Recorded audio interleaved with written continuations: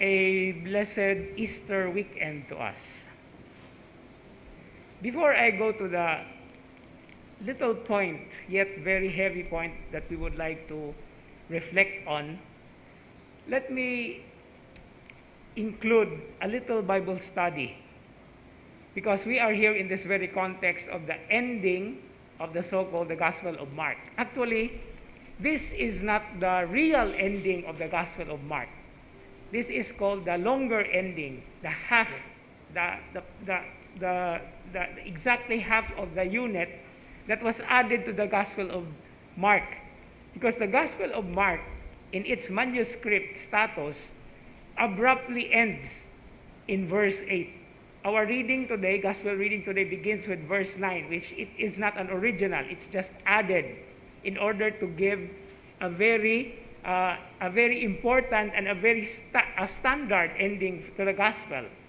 Because according to the understanding of the manuscript, it is not a good message to end the Gospel with fear.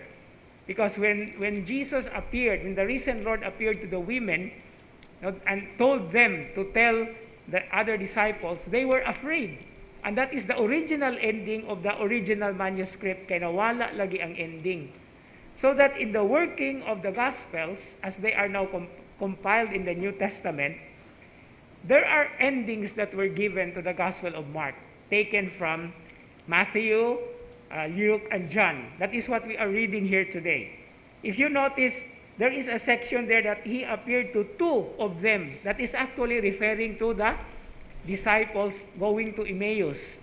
No, so this is not original, but it is understood as being part of the whole experience of the first Christian community during the resurrection. And so this is how it ends. There is an even so-called a shorter ending of the Gospel of Mark.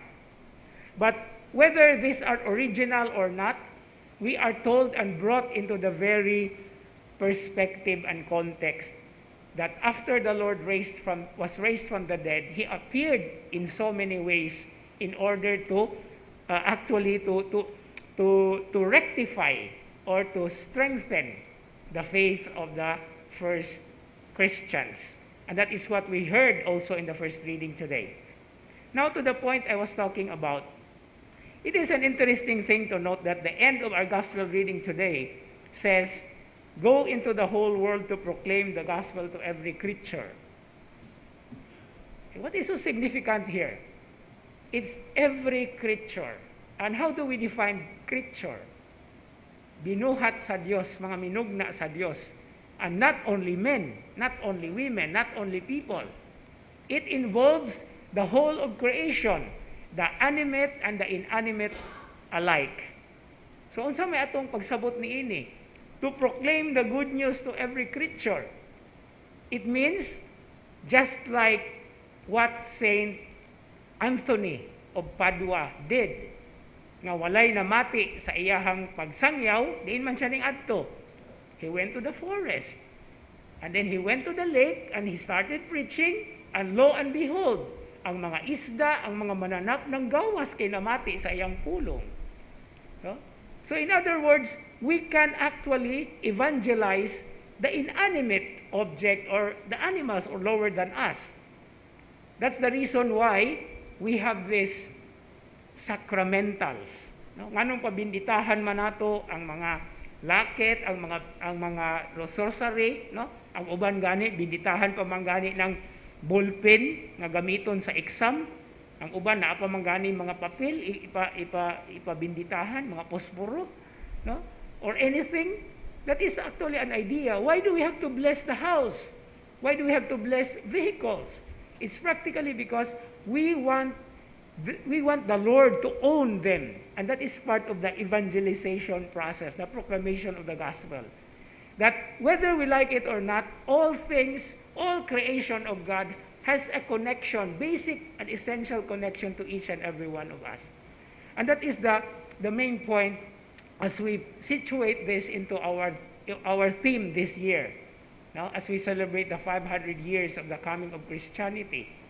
The evangelization, the mission that we have, the mission that is entrusted to us is not only limited to people, Usahay gani ang mga tao di man mamati, di gani kasabot. That's why they say, just talk to the wall. Perhaps the wall can understand what you are saying. As they say, naay dalunggan ang mga haligi, naay dalunggan ang yuta. No, makadungog sila. So, kung walay mamati, we know what we do, just like what St. Anthony did. And of course, it always includes the understanding that before we preach outside, we have to also preach and understand the message of hope and salvation for all of us. Amen.